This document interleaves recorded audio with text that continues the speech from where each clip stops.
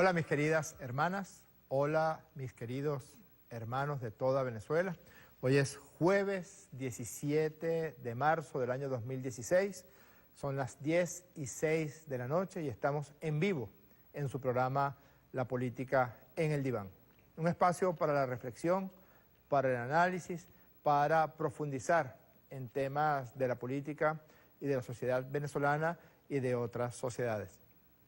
El día 8 de marzo del año 2015, el presidente de los Estados Unidos de Norteamérica, Barack Hussein Obama, firmó una orden ejecutiva que generó el estupor en los líderes y en los pueblos del mundo entero. Una orden ejecutiva donde consideraba a Venezuela, a este país, que jamás ha exportado guerras, que jamás ha asesinado poblaciones civiles, que jamás ha bombardeado un pueblo, que jamás ha arrojado bombas atómicas contra dos grandes ciudades.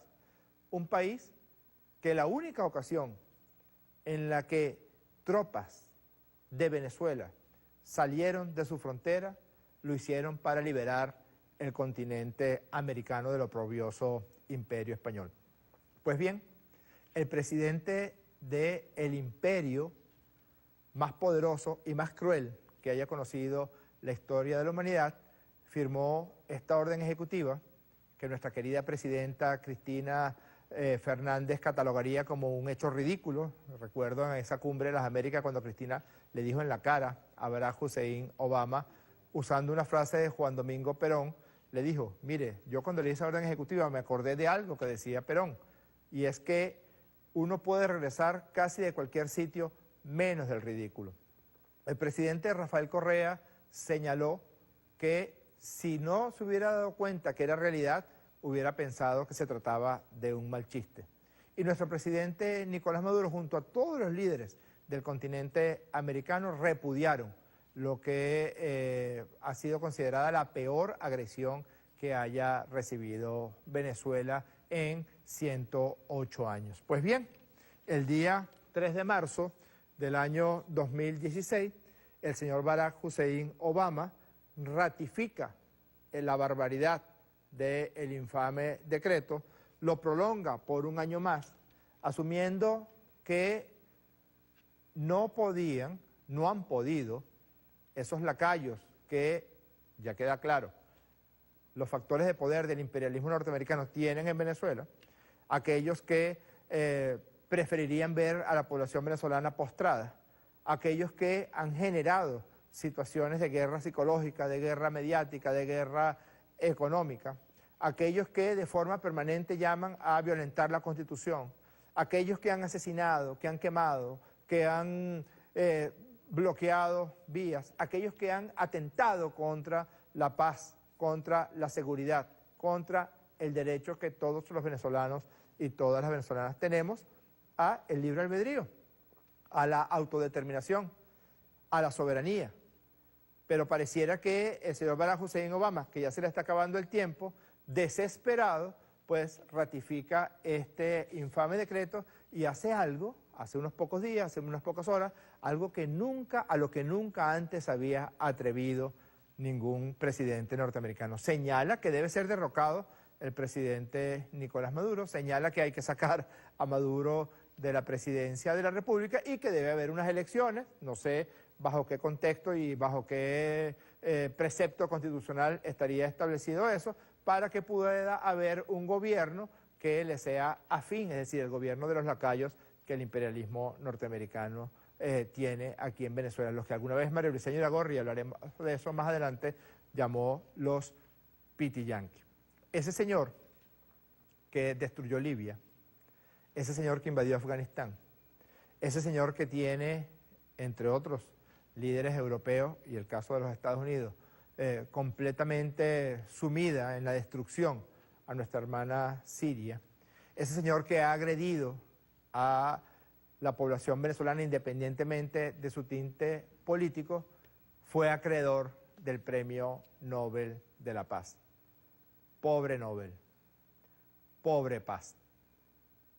Veamos lo que siempre significa para nosotros, las venezolanas y los venezolanos, los chavistas, las mujeres y hombres de bien, el faro de pensamiento de Hugo Chávez. Fue de los primeros líderes de finales del siglo XX y del siglo XXI que señaló el carácter oprobioso del imperio norteamericano.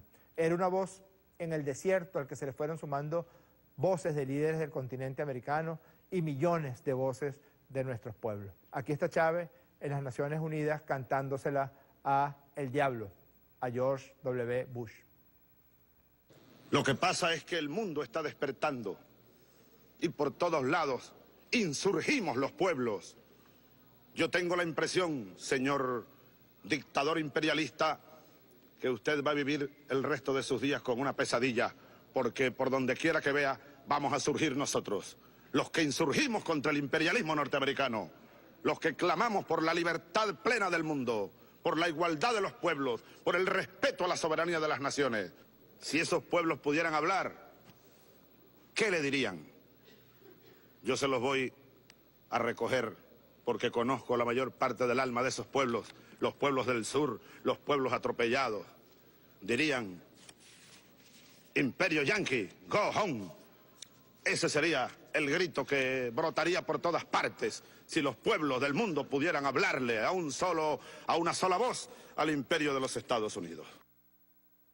Los pueblos de América insurgimos para ser libres, nunca más de rodillas, nunca más a merced de este imperio que nos quitó todas las riquezas, todos nuestros recursos naturales y que nos tuvo sometidos bajo su yugo por más de 100 años. Pregúntele a cualquier ecuatoriano, a cualquier peruano, a cualquier colombiano, a cualquier boliviano, y sin duda alguna, pregúntele a un venezolano, a una venezolana, ¿qué piensa de Simón Bolívar? ¿Qué piensa de Antonio José de Sucre?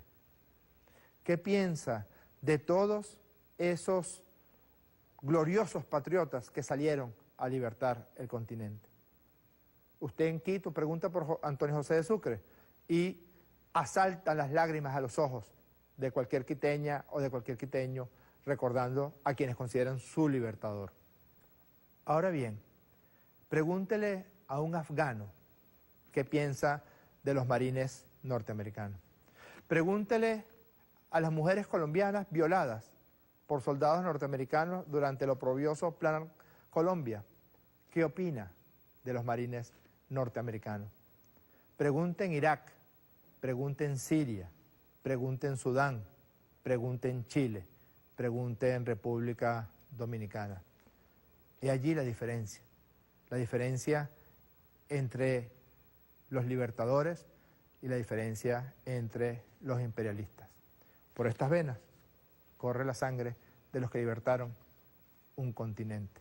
Nunca más oprobio, nunca más imperio, nosotros insurgimos para siempre. Hoy vamos a analizar brevemente un imperio que está sustentado no solamente en un aparato industrial militar poderosísimo, sino en un elemento psicológico al cual recurren para someter a su población y a los pueblos del mundo. El ingrediente del miedo. Vamos a ver algunos elementos del imperio del miedo, el imperio norteamericano. Comuníquense con nosotros a través de @politicadiván o a través de mi cuenta Twitter @JorgeRPSV. Ya regresamos en La Política en el Diván.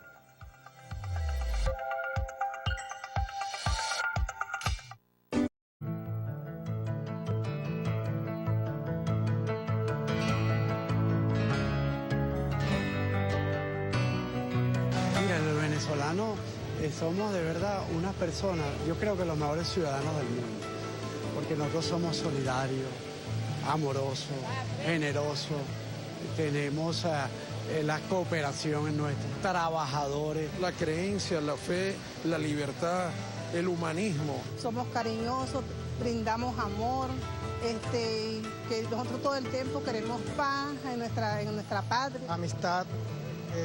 Todos los valores que se enseñan en la familia. Hay gente muy trabajadora, muy estudiosa y es muy echada para adelante. Y sentimos en el corazón ser leales, ser firmes es un valor indiscutiblemente que 100% el venezolano lo siente, lo profesa.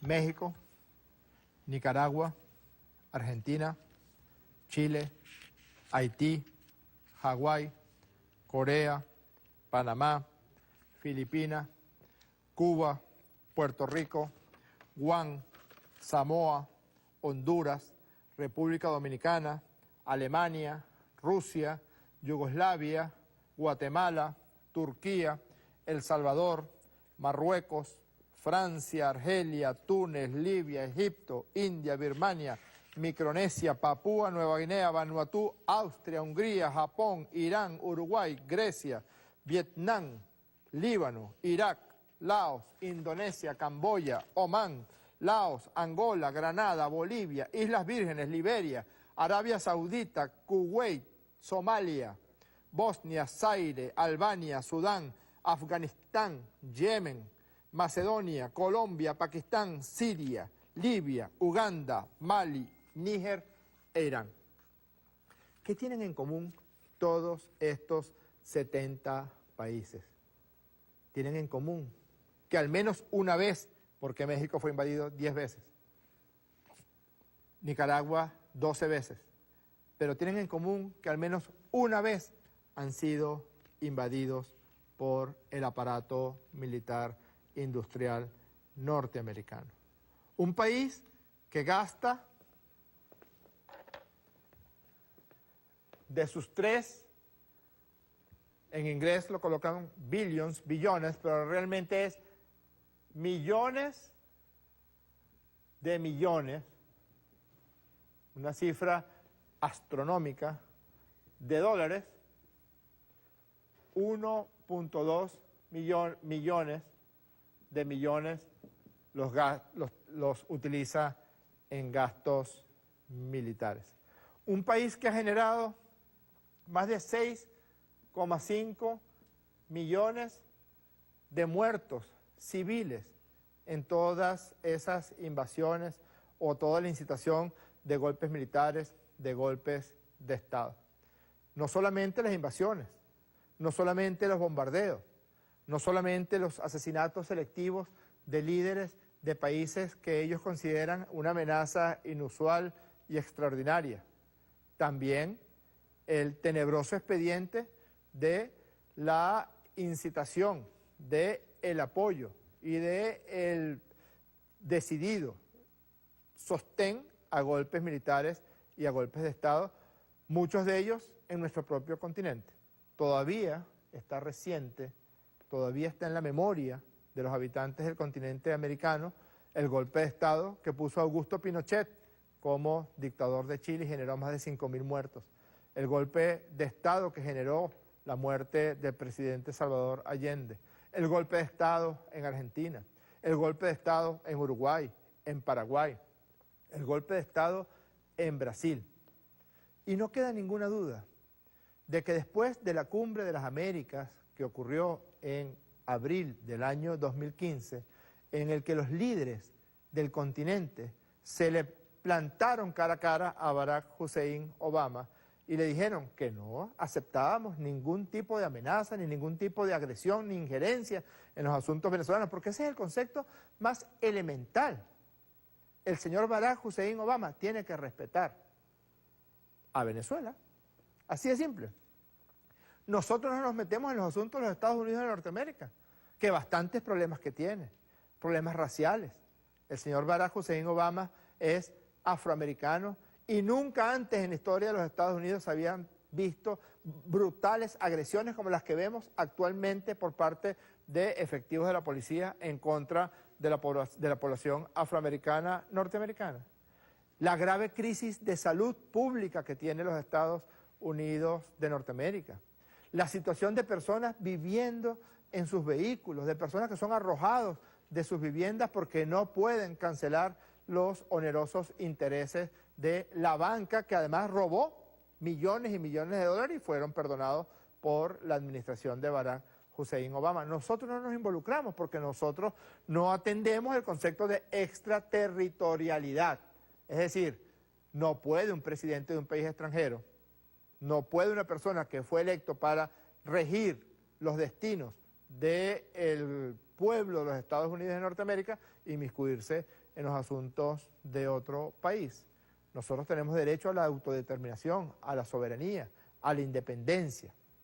Y además, una sociedad como la sociedad norteamericana, que tiene profundas dificultades desde el punto de vista social y desde el punto de vista psicológico, es una sociedad que está basada, su cohesión, en el miedo.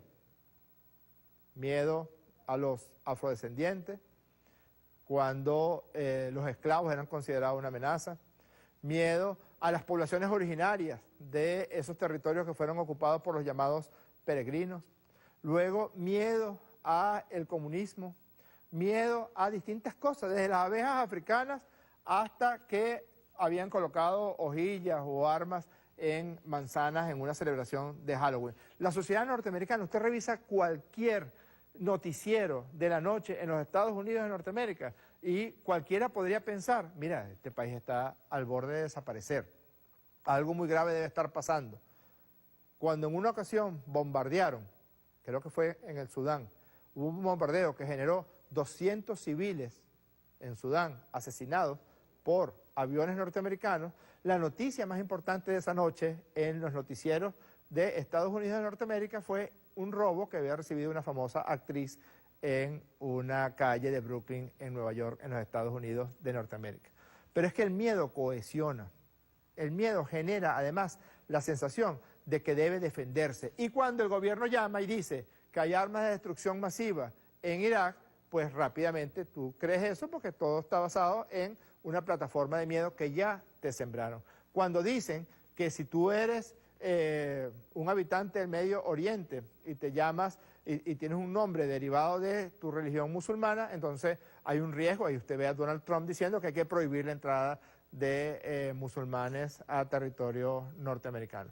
Hablan del muro que tienes que construir para separar a Estados Unidos de México. Y hay una pregunta que yo siempre me he hecho. De los millones de toneladas de cocaína que entran a los Estados Unidos de Norteamérica, que les produce, que es un negocio que produce 200.000 millones de dólares, esos son más de, ¿cuánto? 1.200 millones de toneladas que entran de cocaína a los Estados Unidos de Norteamérica. ¿Cómo es que no descubren ni un solo kilito? ¿Cómo es que toda esa cocaína es para entrar en las narices de los habitantes de los Estados Unidos que tienen una situación patológica, que tienen una adicción, en este caso, a los alcaloides, a la cocaína? ¿No es curioso que con todos los aviones, con todos los radares, con todos los drones, con todas las situaciones de espionaje que tiene los Estados Unidos de Norteamérica, que se meten en los correos electrónicos de todos los habitantes, no hayan podido sencillamente detectar, sabiendo, como saben, que hay 3 autopistas, que son las 3 autopistas por donde transita toda la droga que entra a los Estados Unidos de Norteamérica, que no lo han podido detectar? ¿No será que es tremendo negocio? ¿No será que los bancos de los Estados Unidos necesitan de esa inmensa cantidad de dinero? ¿Y no será que también la guerra contra las drogas es una excusa para, sembrando miedo, pues agredir a otros pueblos como el pueblo de México y como el pueblo de Colombia? Hay un documental de Michael Moore, uno de los más grandes documentalistas norteamericanos, que él tituló Bowling for Columbine, y se refiere al análisis de una masacre espantosa que ocurrió en una escuela en Columbine, en los Estados Unidos de Norteamérica, donde, como de forma habitual y trágicamente ocurre, unos jóvenes irrumpieron en una institución educativa y entraron disparando y matando a unos compañeros de estudio. Michael Moore asume la tesis de que el gobierno de los Estados Unidos de Norteamérica y la sociedad norteamericana se sustenta en una sensación de miedo perenne. Veamos un pequeño trozo de ese documental de Michael Moore. Es hora de contaros una historia breve de Estados Unidos de América. Hola, niños y niñas, ¿listos para empezar? Érase una vez en Europa unas personas llamadas peregrinos que tenían miedo de ser perseguidos. Y se embarcaron rumbo al nuevo mundo donde ya no volverían a pasar miedo nunca más. Estoy muy tranquilo, sí, me siento más seguro. Pero cuando llegaron a tierra los recibieron los salvajes y se volvieron a asustar. Y los mataron a todos. Se podría pensar que cargarse a toda una raza de gente los calmaría, pero no. Luego empezaron a sentir miedo unos de otros. ¡Bruja! Y entonces quemaron brujas. En 1775 empezaron a matar a los británicos para poder liberarse. Y salió bien, pero siguieron sin sentirse seguros. Y aprobaron una segunda enmienda según la cual todos los hombres blancos podían conservar su arma. Amo mi rifle, amo mi rifle. Lo que nos lleva a la genial idea de la esclavitud. Veréis, por aquel entonces los blancos también tenían miedo a trabajar. Así que fueron a África, secuestraron a miles de negros y les trajeron a América a trabajar muy duro sin ganar nada. Y no digo sin ganar nada como cuando dices... Trabajo en Walmart y no gano nada. Quiero decir $0. Nada. Cero. Hacerlo de esa manera convirtió a Estados Unidos en el país más rico del mundo. ¿Sirvió de tener todo ese dinero para tranquilizar a los blancos? ¡Qué va! Aún tuvieron más miedo. Y eso porque tras 200 años de esclavitud la población negra superó a la blanca en muchas partes del sur. Ya os imaginaréis lo que vino después. Los esclavos empezaron a rebelarse y al viejo amo le cortaron la cabeza. Cuando los hombres blancos se enteraron de eso se pusieron a gritar: quiero vivir, no me mates, oh gran hombre negro. En el momento crítico apareció Samuel Colt, quien en 1836 inventó la primera arma que se podía disparar una y otra vez sin tener que volver a cargarla. Y todos los blancos del sur gritaron... Pero ya era tarde. Poco después el norte ganó la guerra civil y los esclavos fueron libres. Sí, libres para cortarles la cabeza a todos los viejos amos. Entonces estos dijeron... ¡Vamos a morir! Los esclavos liberados no se vengaron. Solo querían vivir en paz. Pero los blancos no acabaron de creérselo y entonces fundaron el Ku Klux Klan. Y en 1871, el mismo año en el que el Klan se convirtió en una organización terrorista, también se fundó otro grupo, la Asociación Nacional del Rifle. Muy pronto los políticos aprobaron una de las primeras leyes sobre armas. Era ilegal que una persona negra poseyera un arma. Fue un gran año para América. El KKK y la ANR. Claro que no tenían nada que ver entre sí, solo fue una coincidencia. Un grupo apoyaba la posesión responsable de armas y el otro disparaba y linchaba a los negros. Y así siguieron las cosas hasta 1955, cuando una mujer negra infringió la ley negándose a viajar en la parte trasera de un autobús. Los blancos no podían creérselo. ¿Por qué no viaja detrás? ¿Qué está pasando? Y ahí se armó el gran follón. Todos los negros del país empezaron a reclamar sus derechos y a los blancos les entró el acojone total y gritaban: ¡Huid de aquí! ¡Huid de aquí! Y lo hicieron. Huyeron a las afueras donde todo era blanco, limpio y seguro. Compraron 250 millones de armas, pusieron cerrojos y alarmas en sus casas y barreras para entrar en sus barrios. Por fin estaban a salvo, protegidos y bien cobijados.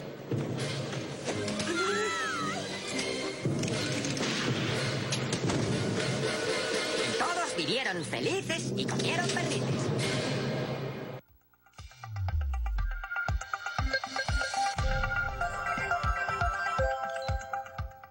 Veamos otras cifras. En Estados Unidos hay aproximadamente 310 millones de habitantes. Y hay más de 400 millones de armas en manos de civiles. En 30 de los 50 estados de la Unión, de los Estados Unidos de Norteamérica, los niños menores de 10 años no están autorizados para portar revólver ni pistolas, Pablo, pero pueden tener ametralladoras y rifles. En el año 2014, una niña entró a un restaurante que se llama, escuchen bien cómo se llamaba, ¿cómo se llama ese restaurante? Balas y hamburguesas. Tú te puedes comer una hamburguesa y también puedes probar una pistola o un arma. Y esa niña de 9 años, con una ametralladora, asesinó al instructor de tiro. Es como en esos parques de sitios de comida rápida, pero en lugar de los parquecitos tenía un polígono y cualquier niño de 9 años podía usar, en este caso, una subametralladora y disparó y lamentablemente asesinó a una persona. Tiene que estar muy enferma una sociedad que permite que un niño de 7 años pueda tener una ametralladora.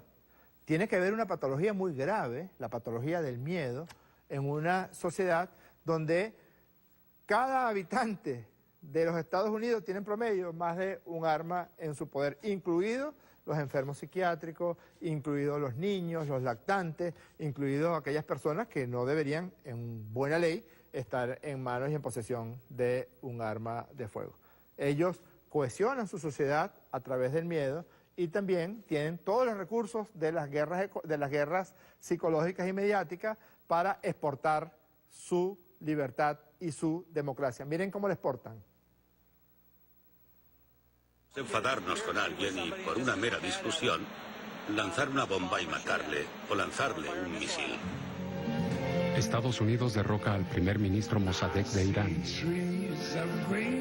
Estados Unidos instala al Shah como dictador. Estados Unidos derroca en Guatemala al presidente Arbenz. 200.000 civiles muertos. Estados Unidos respalda el asesinato del presidente sudvietnamita Diem. Militares norteamericanos matan a 4 millones de personas en el sudeste de Asia. Estados Unidos golpea en Chile. El presidente Salvador Allende es asesinado. El dictador Augusto Pinochet es instalado. 5.000 chilenos muertos. Estados Unidos respalda al gobierno militar de El Salvador. 70.000 salvadoreños y 4 monjas norteamericanas mueren. Estados Unidos entrena a Osama Bin Laden y a sus terroristas para matar soviéticos. Glaciales entrega 3 millones. La administración Reagan funda los Contras y 30.000 nicaragüenses mueren. Estados Unidos provee de armas a Saddam Hussein para matar iraníes. La Casa Blanca secretamente entrega armas a Irán para matar iraquíes. El presidente Manuel Noriega desobedece órdenes de Washington. Estados Unidos invade Panamá y expulsa a Noriega. Mueren 3.000 civiles panameños. Irak invade Kuwait con armas de Estados Unidos. Estados Unidos entra a Irak. Bush reinstala al dictador de Kuwait. Clinton bombardea fábrica de armas en Sudán. La fábrica resulta ser de aspirinas. A la fecha, aviones norteamericanos bombardean Irak semanalmente.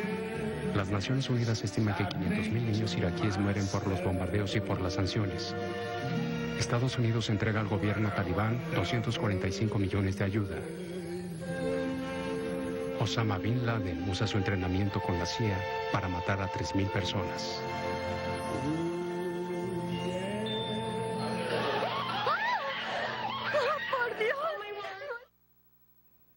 Que nos perdone Louis Armstrong por haber utilizado esa maravillosa canción, What a Wonderful World, para mostrar lo que hacen los Estados Unidos de Norteamérica cuando quiere inyectar su libertad y su democracia. Que Dios nos guarde de esa libertad y de esa democracia que exportan de forma tan criminal los gobiernos de los Estados Unidos de Norteamérica. Ya regresamos a la política en el diván.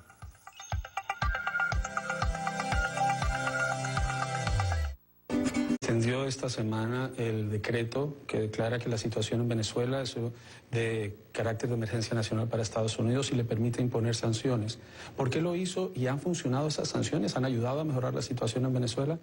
Bueno, el año pasado, cuando establecimos estas sanciones, fue por nuestra fuerte preocupación de que en Venezuela no se cumplía con las prácticas básicas de la democracia y que eso estaba dañando no solo a Venezuela, sino que estaba desestabilizando la situación de un modo en que podía resultar dañina a sus países vecinos. Hemos visto elecciones que llevaron adelante a la oposición en comicios menos restringidos de los que habíamos visto en el pasado, y nuestra esperanza es que Venezuela salga adelante. Francamente, estamos preocupados ahora mismo por el estado de su economía. Eso está directamente ligado con los desafíos de la gobernanza, y cuanto antes el pueblo venezolano pueda elegir un gobierno que ellos confíen en que es legítimo y pueda comenzar a implementar políticas económicas que lo saquen del espiral en el que están, tanto mejor será para todos nosotros. Barack Obama el martes firma el decreto contra Venezuela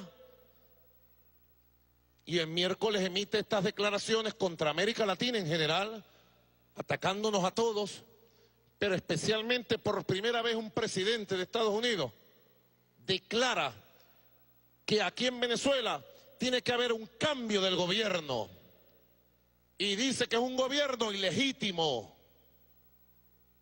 Ya hemos respondido por varias vías.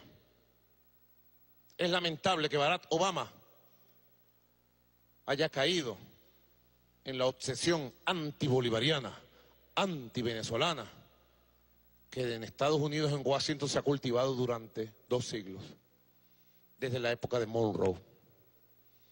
Barack Obama ayer entonces declara y dice cosas muy graves contra Venezuela, contra este humilde hombre que está aquí,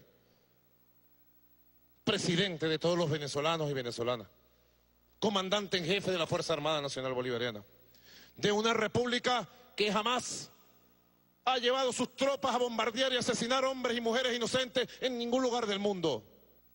Y el imperialismo, con sus peleles internos, con los pitillanques internos, en sus diversas corrientes, fue preparando el ataque masivo sobre nuestra economía.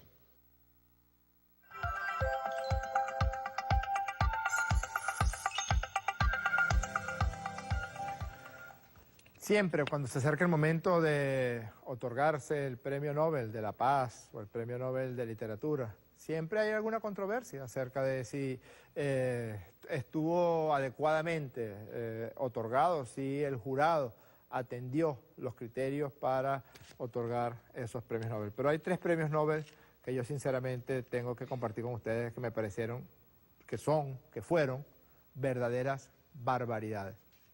A Winston Churchill, Gustavo, le dieron el Premio Nobel de Literatura porque escribió sus memorias, los 2 tomos de su memoria, y por eso a ese señor le dieron el Premio Nobel de Literatura. A Henry Kissinger, el gestor del uso de napalm en la guerra de Vietnam, el que promovió y logró el derrocamiento del gobierno legítimo de Salvador Allende y el asesinato de miles de chilenos, le dieron el Premio Nobel de la Paz. Y a Barack Hussein Obama no solamente le dieron el Premio Nobel de la Paz, sino que en el discurso de aceptación de ese Premio Nobel de la Paz señala que ese Premio Nobel se lo están entregando por la forma de accionar los Estados Unidos de Norteamérica en situaciones de guerra. Yo no sé quién fue el jurado que otorgó ese premio, pero debe estar, o al menos debió estar, profundamente avergonzado en el momento en que el señor Barack Hussein Obama emitió esa opinión. Democracia en Venezuela. Si en Estados Unidos no hay elecciones libres, legítimas, directas y secretas, en Estados Unidos, si usted es norteamericano, si usted es estadounidense, usted no puede elegir a su presidente. Son elecciones en segundo grado. Y además de eso, ha habido no pocos escándalos en cuanto a robo. Hay un señor que se llama Al Gore que dice que George W. Bush le robó las elecciones en el estado de Florida con motivo de la elección presidencial. Pero aún en las condiciones donde no haya eventos fraudulentos, no hay elecciones directas, secretas, como ocurre en Venezuela. Obama se parece a sus acólitos en Venezuela, que solamente reconocen aquellas elecciones donde resultan triunfadores, porque lo mismo que dice Obama es exactamente igual a lo que dijo Capriles Radonsky la madrugada del 13 de abril del año 2013, y es lo que de forma permanente anda diciendo los que preferirían ver a Venezuela de rodillas frente al imperialismo norteamericano. Y yo creo que ese es uno de los elementos más tristes. ¿Cómo es posible que la Asamblea Nacional, donde independientemente de que sean personas de derecha, de oposición y también los representantes del bloque de la patria, este sector de la derecha se negó a discutir el decreto de Obama y la extensión de ese decreto? ¿Cuál es el miedo? ¿Quién les iba a reclamar? ¿Qué representante de la embajada gringa les iba a decir que no se les ocurriera discutir la barbaridad contenida en la extensión que se hiciera de ese decreto? Negaron además la extensión del decreto de emergencia económica que emitiera el presidente Nicolás Maduro y se niegan a discutir la extensión del decreto. Mario Briceño Iragorri los llamó los pitiyanquis. No es un término que provenga de él, es un término que proviene de un poeta puertorriqueño, pero se refería, Mario Briceño Iragorri, a aquellas personas que siendo venezolanas prefieren ver y prefieren mantenerse genuflexos a las posiciones que vienen del norte. Esa es una discusión que es tan vieja en Venezuela como el tiempo que tenemos de explotación petrolera. Cuando los Estados Unidos consideraron que América Latina era su patio trasero, lamentablemente había personas aquí en Venezuela, afortunadamente una minoría, que aplaudieron, complacidos, frente a esa infamia. Y hay algo que yo quiero decir con toda responsabilidad. El señor presidente de la Asamblea Nacional, Henry Ramos Alup, de forma permanente se dirige en forma pública para insultar la Constitución de la República Bolivariana de Venezuela, para insultar a nuestro padre Hugo Chávez, para insultar la Fuerza Armada Nacional Bolivariana, para insultar al presidente constitucional de la República, Nicolás Maduro Moros, para insultar la democracia, porque si usted dice que, bueno, que a Maduro le queda poco, que a Maduro hay que sacarlo, que lo vamos a sacar, definitivamente está agrediendo lo que está establecido en la Constitución y en una democracia, bueno, común y silvestre, que las personas son electas en sus cargos por un determinado periodo y que solo el pueblo de Venezuela, a través del voto, puede poner o sacar gobernantes. Con toda responsabilidad digo que mientras Ramos Alup no respete, yo me niego a respetarlo. Que si Ramos Alup no respeta la Constitución, yo no lo respeto a él como presidente de la Asamblea Nacional. Con toda responsabilidad como venezolano lo digo, a título personal. Hasta que no respetes, no te respeto. Hasta que no reconozca las instituciones de la República y al presidente constitucional de la República Bolivariana de Venezuela, no te reconozco. O respetas y deja de decir barbaridades como esta. Pasa el video. No worry, presidente Obama. Tengo al perro venezolano bien amarrado. Maduro, ábranos la tragedia. Renuncia, chico. Tú no puedes seguir ahí.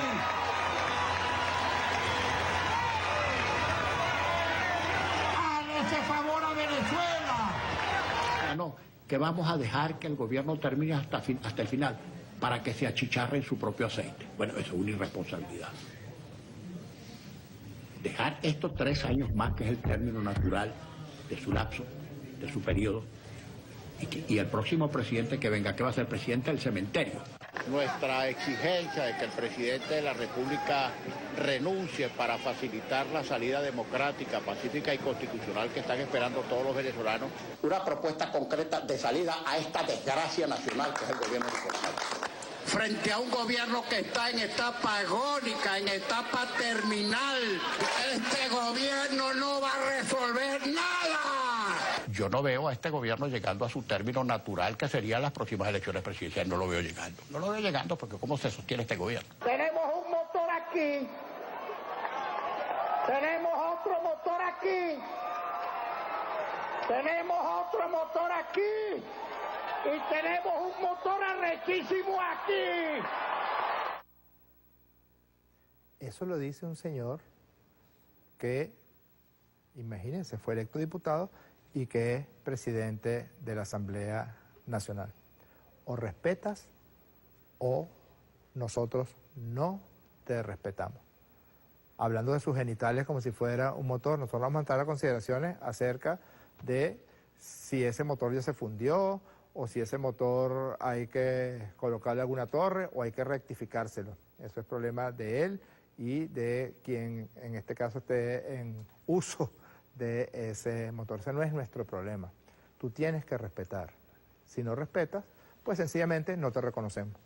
Hay un hecho incontrovertible, verdadero, real. En el mes de enero del próximo año, tú ya no vas a ser presidente de la Asamblea Nacional. Barack Hussein Obama ya no será presidente de los Estados Unidos de Norteamérica.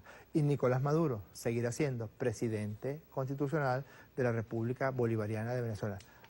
Te apuesto lo que tú quieras, Henry Ramos Alup. Hoy, para pasar el trago amargo de haber puesto ese grosero en las pantallas de Venezolana de Televisión, tenemos como invitado a uno de los más grandes poetas de Venezuela, Premio Nacional de Literatura, historiador, abogado, un hombre, para decirlo de forma rápida, un hombre sencillo y bueno. Es el autor del preámbulo de la Constitución de la República Bolivariana de Venezuela, nuestro hermano mayor y también faro de luz Gustavo Pereira. Gustavo, lo venezolano, la esencia del venezolano, ¿cómo lo ves tú? Eso se ha venido conformando a través de unas largas luchas que implicaron eso que estamos viendo ahora. Un pitillanquismo que en la época de la independencia tuvo un nombre y apellido. Un niño expósito, criollo, hijo de mestizos, abandonado, que fue el panegirista de la Gaceta de Caracas, el más grande panegirista realista venezolano, José Domingo Díaz. Tenemos muchos José Domingo Díaz enmascarados o sin máscara, ¿no? En estos días estuve viendo una entrevista que le hicieron algunos participantes de algunas marchas de la oposición y créeme que sentía en algunos casos vergüenza, ¿no? ¿Por qué, Gustavo? Mira, algunos se reconocían francamente norteamericanos. Un autodesprecio por su condición nacional. Esto que ha costado tanto, forjarnos como país, que ha costado tanta sangre. Y esa sangre que se ha derramado en todos los campos de América para llevar la independencia y la libertad, eso ha sido renegado por una autoinferiorización que se pliega, por supuesto, a la dominación, que se pliega a la inferiorización, que se pliega a los más grandes crímenes que en nombre de la libertad se han cometido contra la humanidad. Gustavo, ¿en qué momento aparece en este grupo de la población venezolana eso que tú llamas la autoinferiorización respecto a lo que era muy común en los años 60 y 70 llamar el American Way of Life? Sí, eso viene de larga data. ¿Coincidió con la explotación petrolera o era previo? Claro, lo que llamaba Rodolfo Quintero la cultura del petróleo exacerbó, digamos, esa no pertenencia a un país. Es la gente que tiene el país como una piñata, como una caja chica, ¿verdad? Gana el dinero acá y lo invierte en el exterior. Tenemos una burguesía, esa burguesía bien llamada parasitaria, es lo que ha hecho tradicionalmente, ¿no? Y casi todos Nunca ellos ha sido una burguesía productiva, como podemos ver en otros países. Sí, tenemos muy pocos, yo diría que son contados con las manos los empresarios que realmente quieren este país, invierten en este país. Lo que ganan lo invierten y crean acá trabajo productivo. Y es una burguesía que pudiéramos caracterizar de una manera hasta nacionalista, de alguna manera, porque tienen valores endógenos, ¿no? ¿Tú crees que la burguesía venezolana, en razón de esa cultura del petróleo o de ese carácter parasitario que genera la renta petrolera, se niega o tiene abolido esos valores? Sí, desnacionalizada, absolutamente. Y la prueba está en los millones de dólares que tienen en el exterior. Más de 300.000 millones de capitales venezolanos, estos empresarios venezolanos están en bancos extranjeros. Y no es nada extraño que cada vez que hay un corrupto que se hace pasar por víctima política, va a refugiarse a la mansión que tiene en la Florida. Casi todos ellos. Para mí una de las pruebas más evidentes de la mala fe y de la corrupción de un personaje son los intereses que tiene en el exterior. Inmediatamente se va al exterior. ¿Y cómo vive en el exterior? Hay algunos políticos que incluso vienen de la pobreza y han pasado años en un autoexilio. ¿No? ¿De qué viven? ¿Cómo viajan? Ahora bien, Estados Unidos ha invadido 70 países en varias oportunidades. Yo me quedé abismado. Te faltó Corea. Me faltó Corea, correcto. Pero yo me quedé abismado además de la cantidad de ocasiones en que invadió Nicaragua, le robaron a México 2/3 de su territorio. Han estado detrás de los golpes de Estado de derecha que han ocurrido en el continente americano en los años 60, 70 y 80. Aquel chiste tragicómico que señala que ¿por qué no hay golpes de Estado en los Estados Unidos de Norteamérica? Porque en los Estados Unidos no hay embajada de los Estados Unidos. Siempre estaba la embajada de los Estados Unidos, como está en Venezuela, participando en todas las acciones agresivas en contra de la revolución bolivariana. Independientemente de los errores que nosotros cometemos y reconocemos, independientemente de las rectificaciones que haya que hacer, es realmente impresionante que haya un sector de la política venezolana que sencillamente ni siquiera señale su desagrado porque el presidente de un país extranjero haga un señalamiento tan agresivo sobre Venezuela. Sí, como te digo, es una cuestión histórica. Recuerda que los primeros años de la independencia, los ejércitos de Monteverde, de Boves, de Ñáñez, estuvieron integrados fundamentalmente por venezolanos. Las tropas llaneras estuvieron con los ejércitos realistas hasta el año 16-17, en que surge la figura de paz en el llano.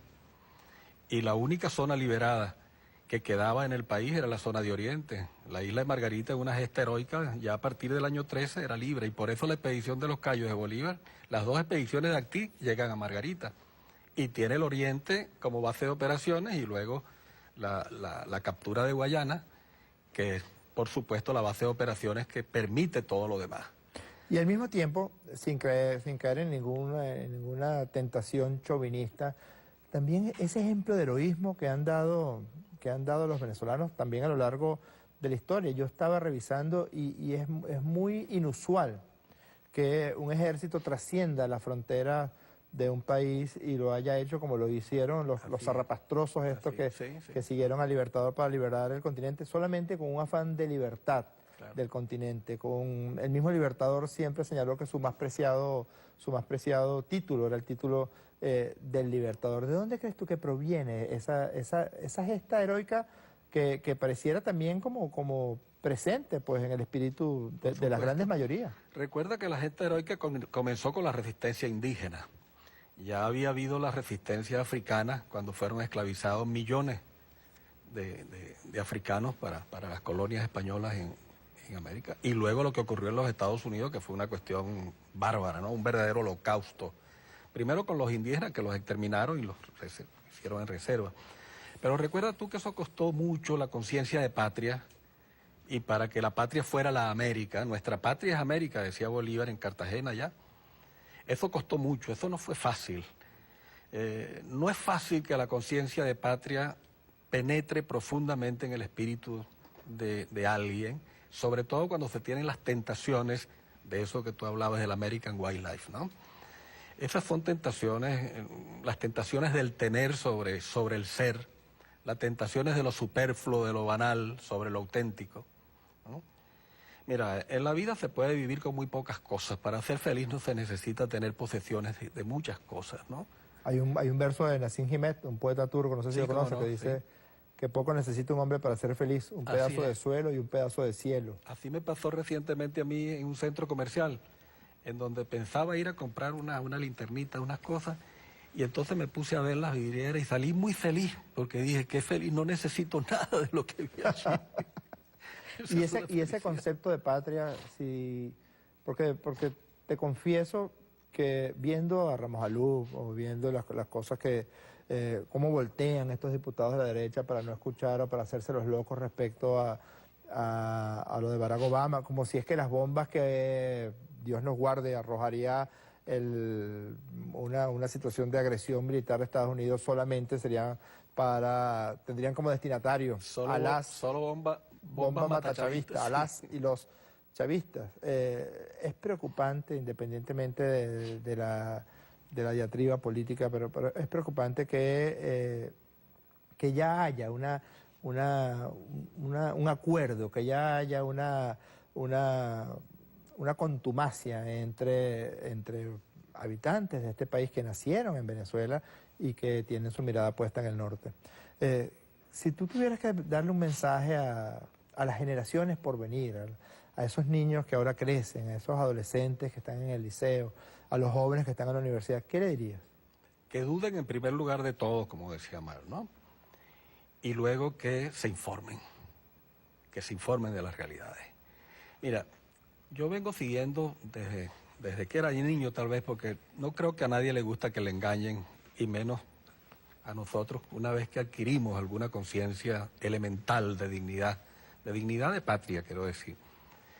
Pero yo no he visto nunca ningún dirigente de la oposición, ni antes ni ahora.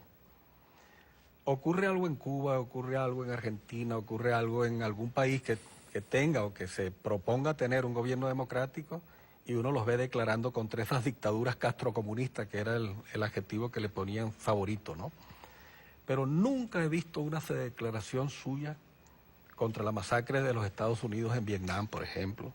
O en Panamá. Contra las invasiones ahora en El Chorrillo, lo que hicieron en el barrio El Chorrillo de Panamá, ¿no? Recuerdo mucho que en el año 86, cuando llega el sandinismo al poder, que llegó en una cruenta lucha contra una dictadura financiada e impuesta por los Estados Unidos, que fue la última de las más sanguinarias dictaduras impuestas por los Estados Unidos en América, en nuestra América, la de los Somoza. Bueno, los Estados Unidos financian y arman a los contras, ¿no? Y aquí en Venezuela hubo un movimiento de intelectuales que se hizo un documento en aquel entonces, yo recuerdo haber firmado ese documento, encabezado por Francisco de Venanci, María Teresa de Otero Silva, y yo diría que casi toda la intelectualidad, ni siquiera progresista. Yo recuerdo haber visto allí la firma, por ejemplo, de Guillermo Morón, que siempre ha sido un hombre conservador, digámoslo así, y muchos otros que ahora están bueno, yo no sé si fue que renegaron de sí mismos, pero yo no sé si suscribirían ya ese documento. Y era un simple documento defendiendo la dignidad latinoamericana contra el más poderoso imperio que ha tenido el planeta, ¿no? A un pequeño país que primero decretaron, como nos decretan a nosotros, amenaza para la seguridad de los Estados Unidos. ¿Qué amenaza podía ser para los Estados Unidos un pequeño país como Nicaragua, con un pequeño ejército de campesinos y de estudiantes como fue el ejército sandinista? Claro, la amenaza era de otro tipo. Así es. Y esa es la amenaza que representamos nosotros, que es una verdadera amenaza, Jorge. Es la amenaza de la dignidad por la defensa de una patria que nos costó mucho. Claro, es la defensa de un pueblo que ha sido segregado, excluido, vilipendiado, humillado durante siglos y que ahora ha recobrado su dignidad. Así es. Yo creo que en efecto es una amenaza inusual y extraordinaria, sobre todo para un país que vive del miedo, porque Estados Unidos necesita del miedo para poder sustentar algún tipo de cohesión social. Lamentablemente se nos acaba el tiempo, poeta. Ojalá podamos tener más tiempo para seguir hablando de tantos y tan importantes temas. En ocasión de la firma de esa barbaridad que hiciera Barack Hussein Obama en marzo del año 2015, todo el pueblo de Venezuela y del continente se levantó para repudiar ese decreto. Se recogieron en Venezuela más de 10 millones de firmas y en el continente americano, sobre todo hay que resaltar el ejemplo de nuestros hermanos cubanos que recogieron más de 3 millones de firmas para repudiar y exigir que Obama derogara el decreto. Vamos a cerrar nuestro programa de hoy con un video que recuerda lo que fue la gesta de manifestación de voluntad más grande que haya conocido la historia de Venezuela. La gesta de manifestar con la firma que debía derogarse ese decreto infame. Recordémoslo. Venezuela, mi patria querida, quien la libertó mi hermano fue Simón Bolívar. Viva Venezuela, mi patria querida, quien la libertó mi hermano fue Simón Bolívar. Viva Venezuela, mi patria querida, quien la libertó mi hermano fue Simón Bolívar. Viva Venezuela, mi patria querida, quien la libertó mi hermano fue Simón Bolívar. 200 años de gloria dan mérito a tu valor. Imploramos tu grandeza, Bolívar libertador. 200 años de gloria dan mérito a tu valor. Imploramos tu grandeza, Bolívar libertador. Viva Venezuela, mi patria querida, quien la libertó mi hermano fue Simón Bolívar. Viva Venezuela, mi patria querida, quien la libertó mi hermano fue Simón Bolívar. Para defender la patria nos hace fuerte la unión. Somos una misma sangre con un solo corazón. Para defender la patria nos hace fuerte la unión. Somos una misma sangre con un solo corazón. Venezuela, mi patria querida, quien la libertó mi hermano fue Simón Bolívar. Viva Venezuela, mi patria querida, quien la libertó mi hermano fue Simón Bolívar. Cabalgaremos los sueños de construir una patria que sea libre y soberana.